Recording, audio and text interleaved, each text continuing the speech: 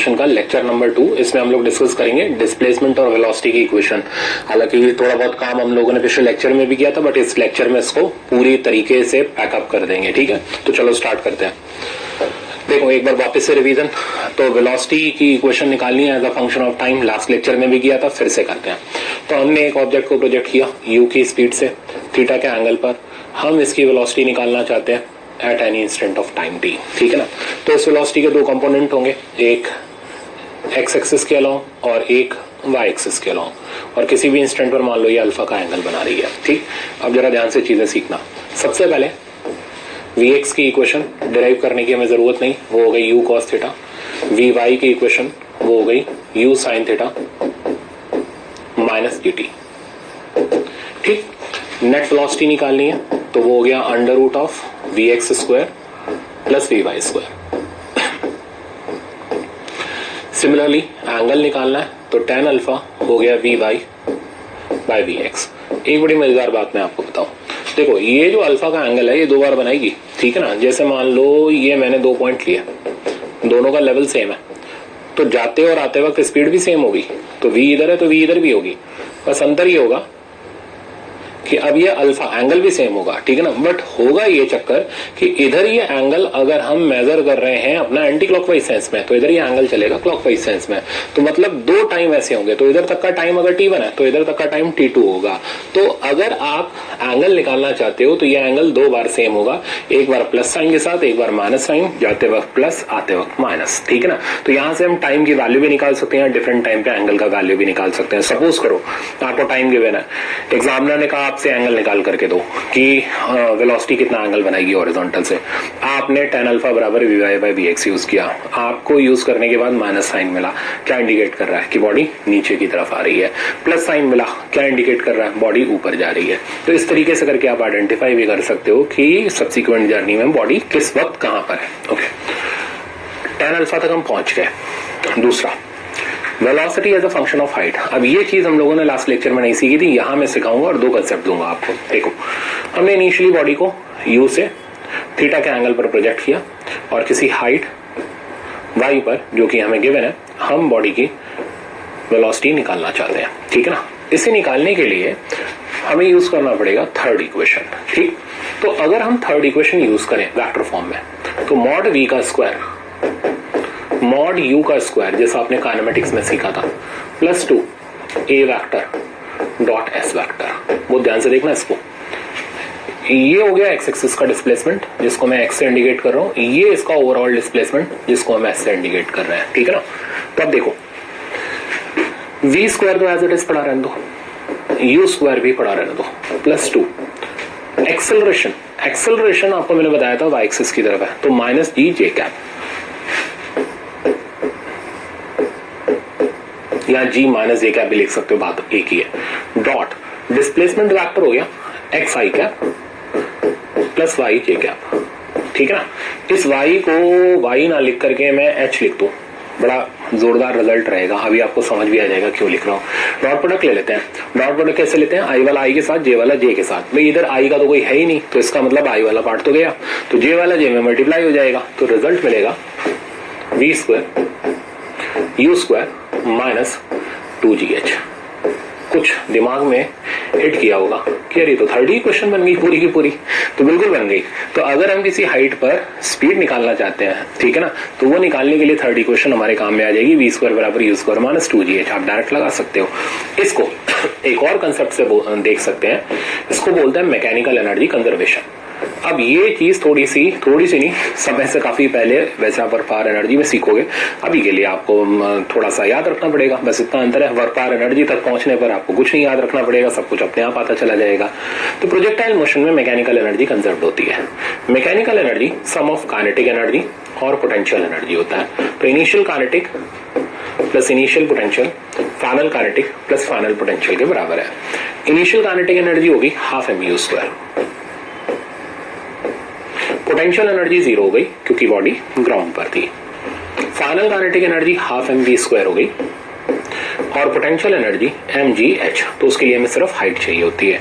m पूरी equation से cancel हो गया, और मजेदार बात है जब आप इस इक्वेशन को सिंप्लीफाई करोगे तो वो यही आ जाएगी, तो दो तरीके हैं इस इक्वेशन को लाने के। बहरहाल हम तो किसी से भी नहीं लाने जा रहे, सीधे डायरेक्ट लगाने जा रहे हैं। तो थर्ड इक्वेशन का फॉर्मेट हो गया v स्क्वायर बराबर u स्क्वायर माइनस 2g, जिसको आप मैकेनिकल एनर्जी कंजर्वेशन भी बोल सकते हो। तो प्रोजेक्टाइल मोशन में या मोशन अंडर ग्रेविटी में मैकेनिकल एनर्जी कंजर्व्ड रहती है। तो कभी कंसेप्चुअल सवाल में पूछ लिया जाए कि in motion under gravity which of the following is conserved, तो ऑप्शन होगा mechanical energy is conserved. Kinetic energy conserve नहीं होती, पोटेंशियल एनर्जी कंजर्व नहीं होती, दोनों का सम कांस्टेंट होता है। ये चीज आगे वर्क पावर एनर्जी में आपको सीखने को मिलेगी। ओके, तो ये होगा थर्ड इक्वेशन का एप्लीकेशन। अब हम आते हैं कुछ न्यूमेरिकल पर। ये बोला projectile is projected with speed 20 metre per second, तो हमने इसे 20 मीटर पर सेकेंड से प्रोजेक्ट किया at an angle of 60 degree from the horizontal. तो हॉरिजॉन्टल से इसका एंगल 60 डिग्री है। तो जब भी आप ना प्रोजेक्टाइल के प्रॉब्लम लगाओ, तो बहुत से बच्चे मेरे से लास्ट ईयर भी यही पूछ रहे थे, सर प्रोजेक्टाइल के प्रॉब्लम को या फिजिक्स के प्रॉब्लम को लगाने का परफेक्ट तरीका क्या है? तरीका बड़ा सिंपल है, डायग्राम बनाओ। अगर आपको कंसेप्ट आता होगा तो आप डायग्राम बनाने से नहीं डरोगे, डायग्राम बन गया तो आपका सवाल आधा तो खत्म ही हो जाएगा, क्योंकि कंसेप्ट आपको आ जाएगा। ओके, तो हमने प्रोजेक्टाइल को 20 मीटर पर सेकंड की स्पीड से 60 डिग्री के एंगल पर प्रोजेक्ट किया। करना क्या है? Find out time when it makes an angle of 45 degree from the horizontal. Examiner की बात के झांसे में बिल्कुल मत आ जाना। 45 डिग्री का एंगल वो दो बार बनाएगी प्रोजेक्टाइल, जाते वक्त और आते वक्त। तो मैं यहाँ पर एक हॉरिजॉन्टल लाइन ड्रॉ कर दे रहा हूँ, ठीक है ना, ये रही हॉरिजॉन्टल लाइन। तो ये वो जगह है जहां प्रोजेक्टाइल 45 डिग्री का एंगल बना रही है, जाते वक्त और आते वक्त। थोड़ा सा इधर ले रहा हूं मैं इसको। तो देखो बेटा, तो ये जाते वक्त और ये आते वक्त। पता क्या करना है? टाइम पता करना है। तो इधर का टाइम अगर t1 है तो इधर का टाइम t2 होगा। दोनों के बीच का ये t1 यहां तक का टाइम, t2 यहां से यहां तक का टाइम। समझे आप? तो t1 भी निकालना है, t2 भी निकालना है। ये नहीं खाली t1 निकाल करके बैठ गया आंसर आ गया, नहीं, हमें t1 t2 दोनों निकालने हैं। कैसे निकालेंगे? एंगल पता है तो हमने यूज किया tan alpha plus minus sine के साथ। तो plus minus tan alpha V Y by V X. तो प्लस माइनस tan एंगल डाल दो 45 V Y, formula u sine theta minus G T, V X formula u cos theta. Put करो value. तो plus minus 1 u हमें 20 दे रखा था, sine theta sine 60 √3/2 minus 10t divided by 20 cos 60 1/2, ठीक है ना। तो रिजल्ट बचा प्लस माइनस 1, ये हो गया 10 √3। 10 पूरी इक्वेशन से कैंसिल कर दो, तो √3 minus t equals two plus minus 1। अब सबसे पहले हम t1 निकालते हैं। तो t1 निकालने के लिए हम क्या करेंगे? प्लस वाला साइन लेंगे। पहले वाले के लिए जब बॉडी ऊपर की तरफ है, एंगल उसका ऊपर की तरफ है, तो प्लस वाले साइन के साथ। तो for t1 plus 1 √3 minus t1। तो यहां से t1 की वैल्यू आ गई √3 माइनस 1 सेकेंड, ठीक है। तो आई थिंक समझ आ गया होगा। फॉर t2, तो t2 के लिए हम माइनस साइन यूज करेंगे। तो minus 1 √3 minus t2। The value of t2 is √3 plus 1। तो एक टाइम है √3 माइनस 1 और एक टाइम है √3 प्लस 1। ऑब्वियसली √3 माइनस 1 पहले वाला और √3 प्लस 1 बाद वाला। अगर इनके बीच का टाइम गैप पूछे तो t2 माइनस t1 कर लेंगे, कोई बहुत बड़ा काम नहीं है। अच्छा, और देखते हैं। तो नेक्स्ट प्रॉब्लम है, अब प्रोजेक्टाइल इज प्रोजेक्टेड। तो ये सेम कैटेगरी के मैंने प्रॉब्लम रखे ताकि आप और अप्लाई करना सीख पाओ कंसेप्ट, और मजेदार आपका इसमें प्रोजेक्टाइल मोशन हो जाए। पढ़ो। Projectile is projected with speed 20 metre per second. तो हमने प्रोजेक्टाइल को 20 मीटर पर सेकंड की स्पीड से प्रोजेक्ट किया at an angle of 60 degree from the horizontal. Same condition last problem जैसी ली, 60 degree from the horizontal. Find out velocity when it makes an angle of 45 degree, ठीक है ना। तो इसमें भी ट्विस्ट है, आप दिखाता हूं क्या। तो वेलोसिटी बताओ। तो भाई 45 डिग्री का एंगल तो दो जगह पर होगा, जाते वक्त और आते वक्त। मैग्नीट्यूड जो वेलोसिटी का होगा वो दोनों तरफ सेम ही होगा। तो ये पूछ रहा है v का वैल्यू बता दो। तो क्या क्या अप्रोच है हमारे पास, आज वो रास्ते ढूंढते हैं। कम से कम 2 मेथड आपको बताने हैं, ठीक है ना। सोचो मेरे साथ साथ। पहला मेथड तो जो अभी हम करके आए कि आपने क्या किया, ±1045 यूज किया, आपके पास T1 आ गया, T2 आ गया। Once you have obtained T1 या T2 तो आप V का वैल्यू √Vx² + Vy² करके निकाल सकते हो, बट वो रास्ता लंबा है, ठीक है ना, हम उस मेथड को यूज नहीं करेंगे। तो अगर हमें एंगल गिवन हो और उस जगह V निकालना हो तो बहुत सिंपल सा कंसेप्ट यूज करेंगे, सिर्फ एक लाइन का, और वो कंसेप्ट है कि horizontal component of velocity constant रहता है। तो हम T1 से नहीं चलने वाले, आएगा आंसर उससे भी, बट बहुत लेंदी हो जाएगा और हमें एग्जाम के अंदर छोटे से छोटे मेथड्स को रखना है। तो हम यूज करेंगे कि Vx मतलब u cos theta projectile motion में कांस्टेंट रहता है, ठीक है ना। तो यहां पर वेलोसिटी का कंपोनेंट हो गया 20 cos 60 equals to V cos 45। अच्छा, आप क्या करोगे, T1 T2 निकाल के भी जरूर निकालोगे, ठीक है ना। आपको सर वो तो लेंथी मेथड करना है, मैंने बोला ना करना है। इससे क्या होगा, आपके दिमाग में एटलीस्ट 2 कंसेप्ट होंगे, और जब आप उस लंबे वाले रास्ते को लगाओगे तो ऑटोमेटिकली आपके दिमाग में फीड हो जाएगा कि नहीं यार हमें छोटा वाला ही रास्ता यूज करना है, ठीक है ना। तो आप एग्जाम में डाइवर्ट नहीं होगे, क्योंकि आप जब करने की कोशिश करोगे तो आपको याद आ जाएगा कि मैंने लंबा वाला रास्ता लगाया तो सर ने बोला भी था। तो आपको ये वाला छोटा वाला रास्ता यूज करना है, बट आपको दोनों मेथड से प्रैक्टिस करनी है।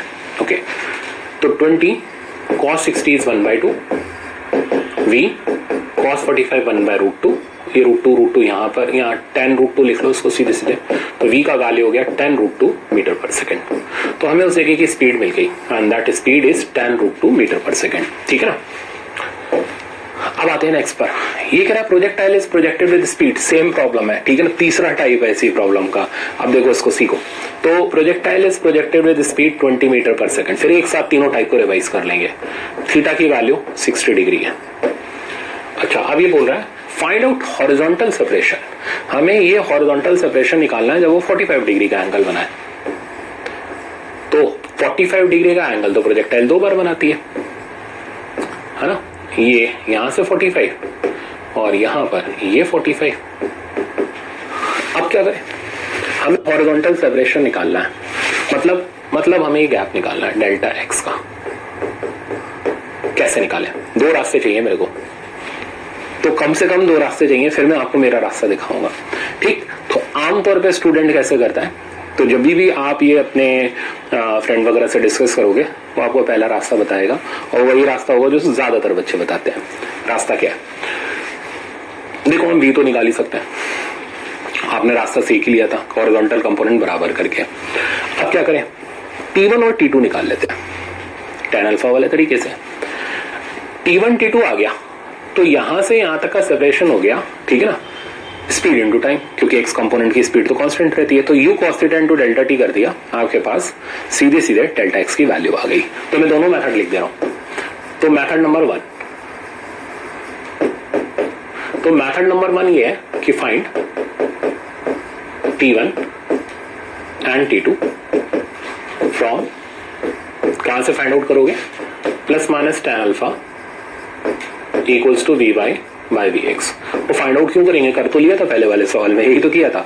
तो T1 आया था √3 -1 सेकेंड, इसलिए तो हमने प्रॉब्लम ऐसे रखेंगे हमें टाइम वेस्ट ही ना हो हमारा, और कंसेप्ट भी हम नए नए सीख जाए। √3 + 1 सेकेंड, तो T1 आ गया, T2 आ गया। तो ये रास्ता लंबा है, ध्यान रखना आप। तो T1 T2 आ गया, ओके। अब डेल्टा t निकाल लो, विच इज T2 - T1, और आपने जैसे ही इसमें से उसको सब्ट्रैक्ट किया, √3 कैंसिल हुआ, 2 सेकंड आ गया। तो हमें यहां से यहां तक का टाइम गैप मिल गया, 2 सेकंड है, ओके। अब डेल्टा x निकालना है, तो ये हो गया ux × t, क्योंकि x कंपोनेंट कांस्टेंट रहता है। डेल्टा t लिखो, ux हो गया u cos थीटा, और डेल्टा t हमने निकाल ही लिया। u की वैल्यू हो गई 20, cos थीटा की वैल्यू हो गई 1/2, डेल्टा t की वैल्यू हो गई 2, ठीक है ना, ये इक्वल टू था। तो डेल्टा t की वैल्यू हो गई 2, 2 से 2 कैंसिल हुआ, और हॉरिजॉन्टल सेपरेशन 20 मीटर आ गया। तो डेल्टा x की वैल्यू 20 मीटर आ गई। ये हो गया मेथड नंबर 1। ज्यादातर बच्चे यही मेथड एग्जाम में यूज करते हैं, क्योंकि उनको दूसरा तरीका आता नहीं। अब मैं आपको मेथड 2 सिखाता हूं। नेक्स्ट पेज पे चलते हैं। मेथड नंबर 2 ये, तो मैं एक बार वापस से ये डायग्राम ले लूं, ठीक है ना। तो बस एक मिनट रुको आप, और मैं इस डायग्राम को एक बार वापस से ले लेता हूं। चलो अब देखते हैं। तो मेथड नंबर 2 हमारा क्या है? मेथड नंबर 2 हमारा ये है कि यू हम जानते थे 20 मीटर पर सेकंड, थीटा हमें पता ही था 60 डिग्री, ये हॉरिजॉन्टल सेपरेशन हमें निकालना था डेल्टा एक्स, ये वी हो गया, 45 डिग्री का एंगल हो गया, ठीक है ना। सिमिलरली यहां पर भी हो गया और 45 डिग्री का एंगल हो गया। अच्छा, थोड़ी सी एंड देता हूं, आप दिमाग लगाना। चलो वी निकाल लेते हैं। कैसे निकालोगे? T1 T2 निकालोगे या कंपोनेंट बराबर करके? तो ऑब्वियस सी बात है कंपोनेंट बराबर करके, बहुत जल्दी से आ जाएगा वी का वैल्यू, कोई दिक्कत नहीं आएगी। चलो वी निकाल लेते हैं। तो कैलकुलेट वी कैसे? 20 cos 60, वैसे तो किया ही हुआ था, अब तो पता ही है रिजल्ट कितना आएगा। 20 cos 60 v cos 45, तो v की वैल्यू यहां से आ गई 10√2 मीटर पर सेकेंड, ठीक है। अब आप कहोगे सर v निकाल करके आपने क्या कर लिया? ठीक, इससे हमें क्या मिला? कुछ भी तो नहीं मिला, बहुत कुछ मिला। आप कहोगे कहां, हमें तो दिख ही नहीं रहा। यही मेन बात है, स्टूडेंट को ये चीज दिखती ही नहीं जो मैं यहां पर आपको बताने जा रहा हूं। मैं थोड़ा सा ना एक जादू कर रहा हूं। जादू क्या मतलब, मैं एक डायग्राम ले रहा हूं, और ये डायग्राम मैं इसलिए ले रहा हूं ताकि आपको जो मैंने मेथड यूज किया ना, उस मेथड का एप्लीकेशन बता दूं। देखो बच्चों, मैं कुछ नहीं करूंगा, बस एक छोटी सी चीज कर रहा हूं। मैं इसको ले जाकर के यहां मर्ज कर रहा हूं, बस। इससे क्या, आप कहोगे सर इससे क्या हो गया, काम में पागल बना दिया आपने हमें। देखो जरा, थोड़ा सा दिमाग लगाओ, थोड़ा और इसको एक्सपैंड कर रहा हूं। आप कहोगे सर टाइम पास कर रहे हो, नहीं, चेक करो, ये प्रोजेक्टाइल ही तो है, पैराबोलिक पाथ ही है, भूल जाओ नीचे कुछ पाथ था। यानी ये जो सेपरेशन है ये और कुछ नहीं हो गई, ये यहां से यहां तक की रेंज हो गई। कुछ दिमाग चला? तो ये यहां से यहां तक की रेंज हो गई, और ये इसकी स्पीड ऑफ प्रोजेक्शन हो गई। मतलब ये रहा कि अगर आपने ये v निकाल लिया और आपको ये सेपरेशन निकालना है, तो ये और कुछ नहीं, ये रेंज है, ठीक है ना। और आप रेंज का सीधे फॉर्मूला लगा दो। तो अब आप जब रेंज का फॉर्मूला u स्क्वायर नहीं लगाओगे, v स्क्वायर लगाओगे। तो मेरा मेथड ये था, तो रेंज की वैल्यू होगी v स्क्वायर 2 साइन, हमें थीटा नहीं उसको अल्फा लिख देता हूं, कॉस अल्फा बाई जी। देखते हैं आंसर कितना आता है। तो ये जो रेंज आ गई हमारे पास, यानी यहां से यहां तक का जो गैप हमारे पास आ गया, मैं इसको हटा दूंगा अभी। तो ये आ गया, v स्क्वायर की वैल्यू पुट करो, तो ये हो गया 200 इंटू 2 sine alpha 1/√2 cos alpha 1/√2, value of G is 10, √2 यहां से गया, ये यहां से गया, r की वैल्यू आ गई 20 मीटर। आया ना। तो ये था मेरा दूसरा मेथड, जो कि ज्यादा अच्छा था, कम कॉम्प्लिकेटेड था, फटाफट से आपने सवाल को लगा लिया। तो सोचो, अब मैं इसको हटा दूं। तो अगर आपको u दे रखा है, थीटा दे रखा है और v दे रखा है, v निकालना है या एंगल दे रखा है आपको, तो और आपको हॉरिजॉन्टल सेपरेशन पूछा गया, तो मेरा तरीका ध्यान रखो कि आपने v निकाल लिया, अब हॉरिजॉन्टल सेपरेशन और कुछ नहीं, रेंज है। और सुनो, आपको T2 - T1 निकालना है, वो और कुछ नहीं, वो यहां से यहां तक का टाइम ऑफ फ्लाइट है ना। तो आप टाइम ऑफ फ्लाइट का जुगाड़ लगा सकते हो। तो इसको एज अ शॉर्टकट करके आप अपनी कॉपी में जरूर लिख लेना। तो अब मैंने आपको एक प्रॉब्लम के 2 मेथड दिए, जो पसंद आए वो लगाओ। तो अब ये नहीं कि एग्जाम में जाकर के आप एक ही अप्रोच पे बेस्ड हो, नहीं, अब आपके पास प्रोजेक्टाइल में ऑप्शन खुलने शुरू हो गए। यही फिजिक्स है। तो एक एक प्रॉब्लम के हमारे पास कई तरीके होते हैं, बट हम वो लगाते हैं जो बेस्ट होता है, ठीक है ना। तो इसीलिए अब ये नहीं कि डायरेक्ट शॉर्टकट मैंने आपको बता दिया, पहले मैंने वो बताया जो आमतौर पर स्टूडेंट्स की थिंकिंग होती है। चलते हैं आगे, अब पढ़ो। ये क्या, particle is projected from the ground eight an angle theta with horizontal with initial speed u। तो ये पार्टिकल यहां से प्रोजेक्ट किया गया u की स्पीड से और थीटा के एंगल पर। Time after which velocity vector becomes perpendicular to initial velocity. तो हमें पता करना है वो टाइम जब वेलोसिटी वेक्टर इनिशियल वेलोसिटी के परपेंडिकुलर हो। अब ये क्या बीमारी है, तो इसके लिए हमें थोड़ा सा खेलना पड़ेगा सवाल में। तो ये बेटा इनिशियल वेलोसिटी वेक्टर हो गया, थोड़ा सा एरो लंबा कर रहा हूं। हमें वो मोमेंट चाहिए जब वेलोसिटी इस इनिशियल वेलोसिटी के परपेंडिकुलर हो। पहले डायग्राम समझना पड़ेगा, वो नहीं समझेंगे सवाल कभी आएगा नहीं हमारे समझ। चलो चेक करते हैं। मान लो मैं 2-3 ऑप्शन दिखाऊंगा, हटाऊंगा, मतलब कई बार इसको बना करके मैं हटाऊंगा, ठीक है ना। तो पेशेंस रखना सीखने के लिए। मान लो प्रोजेक्टाइल यहां पर है, तो वेलोसिटी ये हो गई, v ले लेते हैं। क्या किसी एंगल से आपको u और v परपेंडिकुलर दिख रहा है? मेरे को तो नहीं दिख रहा, आपको भी नहीं दिख रहा होगा, यानी इस मोमेंट पे तो नहीं होना। अच्छा, मान लो यहां है तो वेलोसिटी इधर की तरफ है, क्या अब परपेंडिकुलर है? अब भी नहीं दिख रहा। अच्छा, तो इसका मतलब मैक्सिमम हाइट तक तो u और v कभी परपेंडिकुलर होते ही नहीं। यहां कहीं चेक कर लेते हैं। इस जगह पर वेलोसिटी वेक्टर इधर की तरफ है, पीछे एक्सटेंड किया, परपेंडिकुलर दिख रहा है? बिल्कुल दिख रहा है। यानी वो मोमेंट जब velocity vector initial velocity vector के परपेंडिकुलर हो तो वो तब आता है जब मैक्सिमम हाइट क्रॉस हो जाती है। अब हमें ये टाइम निकालना है। अब ये कैसे निकालें? तो इसे निकालने के लिए जब भी वेक्टर परपेंडिकुलर हो, कुछ नहीं करो, वेक्टर का कंसेप्ट लगाओ ना, जो सिखाया था कि दो वेक्टर तब परपेंडिकुलर होते हैं जब उनका डॉट प्रोडक्ट 0 होता है। तो हम क्या करने वाले हैं, वेक्टर कंसेप्ट। और ये स्टैंडर्ड प्रॉब्लम है, आईआईटी में पूछा गया प्रॉब्लम है, आपसे कई बार पूछा जाएगा टेस्ट के दौरान भी। डिफरेंट टेस्ट जब आप दोगे तो हर जगह पर टेस्टिंग के लिए कंसेप्ट को जरूर पूछा जाएगा। तो आपको ध्यान रखना है, प्रैक्टिस करके चलना है। तो इनिशियल वेलोसिटी वेक्टर, तो इनिशियल वेलोसिटी वेक्टर की वैल्यू मेरे पास हो गई u cos theta i cap and u sin theta j cap. Okay, इस वेलोसिटी वेक्टर की वैल्यू मेरे पास हो गई vx i cap which is same u cos theta i cap and vy j cap which is u sin theta minus gt j cap. ठीक है ना। Now we have to find out time when v and u are perpendicular. So when v vector is perpendicular to u vector, then दोनों का dot product is 0। तो अगर दोनों का dot product is 0, dot product बहुत आसान काम है, i वाला i के साथ मल्टीप्लाई करो तो ये बना u square cos square theta, j वाला j के साथ मल्टीप्लाई करो तो ये बना u square sin square theta. और सही से करना, पता चले इसमें तो कर दिया, इसमें रहने दिया, sine square theta minus u sine theta g t equals to 0। इसमें से यू स्क्वायर कॉमन हो गया, sine square plus cos square 1 हो गया, तो बचा हमारे पास यू स्क्वायर माइनस माइनस क्या, इसको उधर साइड ले जाओ, u sine theta g t. U से यू कैंसिल हो गया और टी की वैल्यू आ गई u upon g sine theta.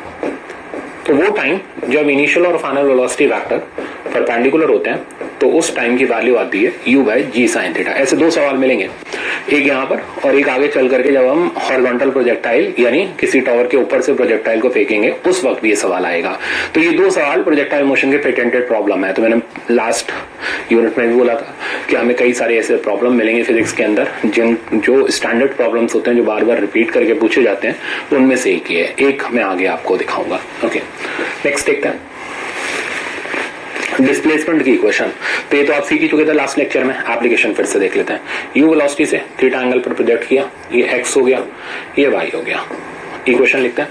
तो x की इक्वेशन हमारे पास आ गई u cos थीटा, y की equation u cos theta t और y की equation u sin theta t minus half gt square.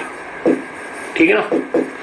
अगर हमें एंगल ऑफ एलिवेशन निकालना है यानी ये फाई का एंगल निकालना है तो tan phi which is angle of elevation is equals to y by x। ठीक है।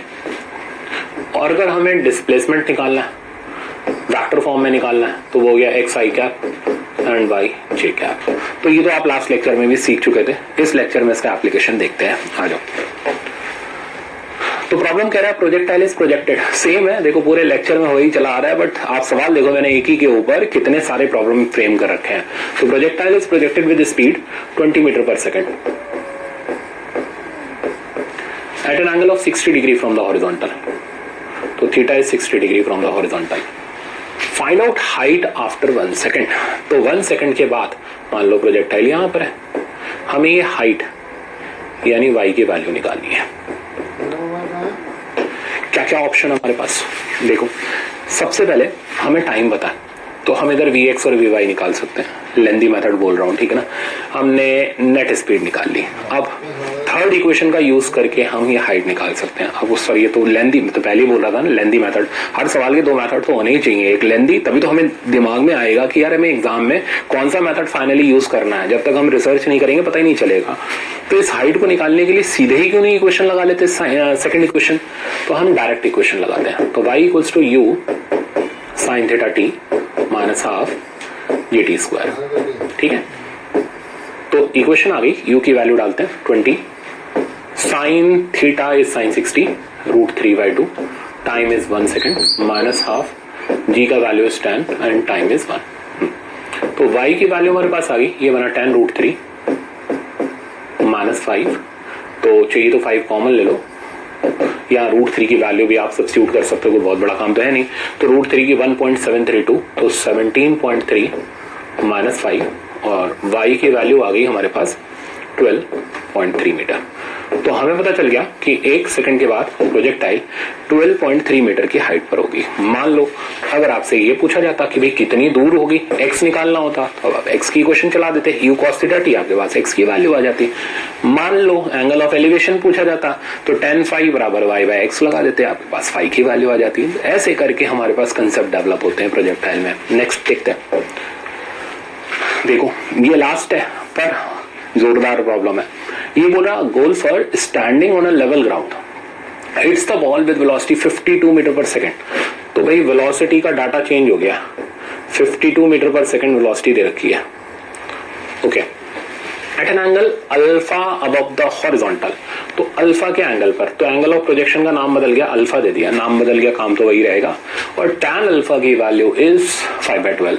तो ये शराफत से एंगल भी नहीं दे रहा, एंगल की जगह 5/12 दे रहा है। तो हमें ट्रायंगल बनाना पड़ेगा, ये 5 ये 12, तो पाइथागोरस लगाएंगे तो 13 आ जाएगा। अब आप रिलैक्स कर सकते हो कि आपके पास सारे एंगल अवेलेबल है, okay. Then the time for which ball is at least 15 metre above the ground. तो बॉल 15 मीटर की हाइट पर कितने टाइम तक होगी, यानी अब तो समझ गए होगे कि 15 मीटर की हाइट पर बॉल यहां से यहां तक होगी, यानी ये टाइम गैप डेल्टा टी हमें निकालना है।